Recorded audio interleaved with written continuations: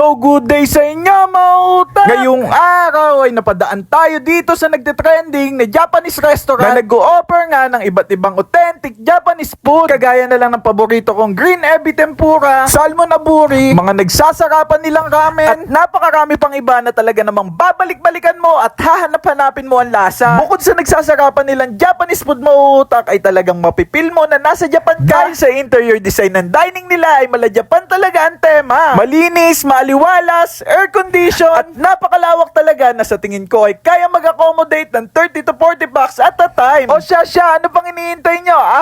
Tikman na natin to. Sabi masyo. So guys, tikman natin itong tempura nila. Ayan, no? Lutong. Sarap ng sauce.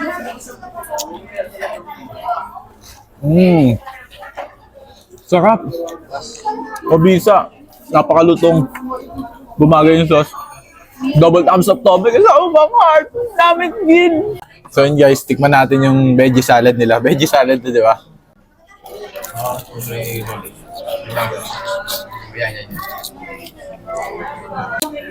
May mga prutas din naman.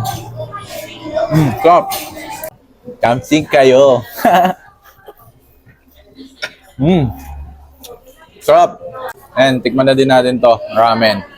One of my favorite. Lalo na ngayon, maulan, may bagyo. Tikman natin.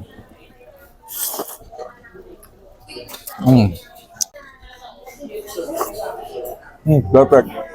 Perfect. 11 out of 10. Double thumbs up. May kasama pang heart. Sarap! At lahat ng yan mga utak ay dito lang natin matatagpuan sa Hiromitsu, General Trias, Cavite. Located sila sa CIK Building, Brookside Lane, Barangay San Francisco, General Trias, Cavite. Nasa tapat lang sila netong St. Gabriel the Archangel Parish Church dito sa may General Trias, Cavite. Kaya hindi na kayo maliligaw. At registered na din naman sila sa Google Maps. Search nyo lang Hiromitsu, General Trias, Cavite branch. Open sila daily, kaya naman kahit anong araw ka mag-crave ng Japanese food ay pwede kang pumunta sa kanila. So paano mga utak? Hanggang dito na lang din siguro. Maraming salamat sa pagsama. Mr. Mautak once again, sending love, peace, pew pew pew.